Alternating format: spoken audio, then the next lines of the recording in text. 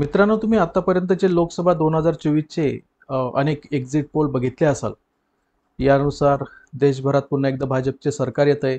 म्हणजेच पुन्हा एकदा पंतप्रधान नरेंद्र मोदी हे आता तिसऱ्यांदा देशाचे पंतप्रधान बनणार आहेत.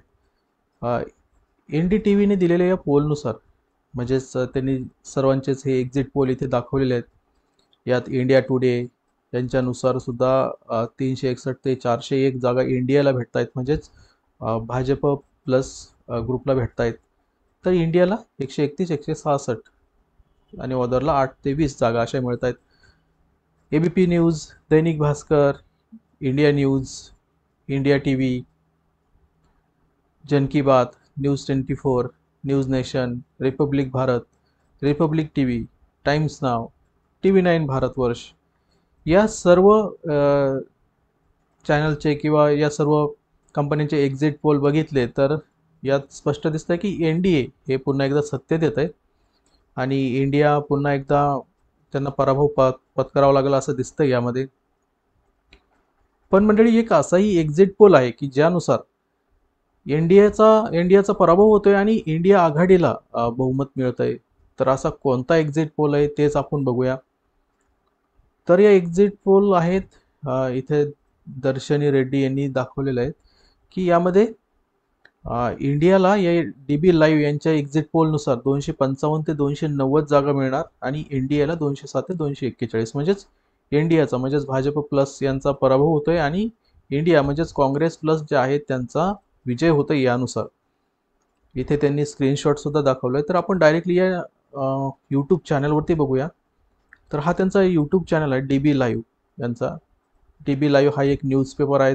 देशबंधू इथे दिलेली माहिती, देशबंधू हे न्यूजपेपर, देशबंधू या न्यूजपेपरचा हा चॅनल आहे.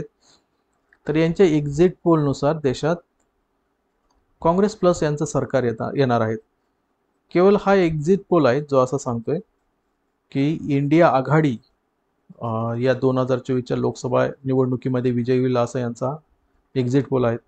इथे तुम्ही बघू शकतात हा त्यांचा यूट्यूब व्हिडिओ आहे जो त्यांनी एक्झिट पोलच्या वेळेस लाईव्ह केला होता.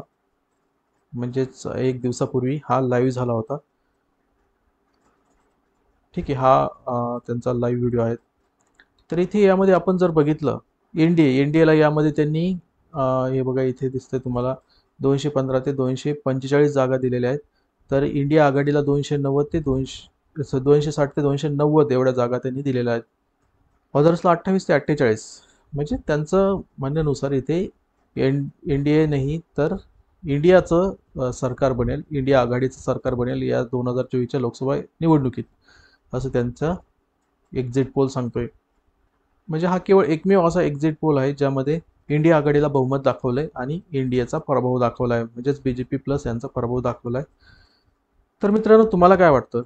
लोकसभा निवडणुका तर आता झालेल्या आहेत, लवकरच निकाल लागणार आहेत. पण देशात पुन्हा एकदा पंतप्रधान नरेंद्र मोदी यांचंच पुन्हा एकदा हे पंतप्रधान होतील का, किंवा BJPचंच पुन्हा एकदा सरकार येणार का, किंवा या एक्झिट पोलमध्ये जे काही दाखवलं इंडिया आघाडीला बहुमत मिळणार ते खरं होईल का? खरंच इंडिया आघाडीला बहुमत मिळेल का? तर तुम्हाला काय वाटतं नेमकं आपल्या देशात कोणाचं सरकार बनणार ते या व्हिडिओखाली कमेंट करून नक्की सांगा.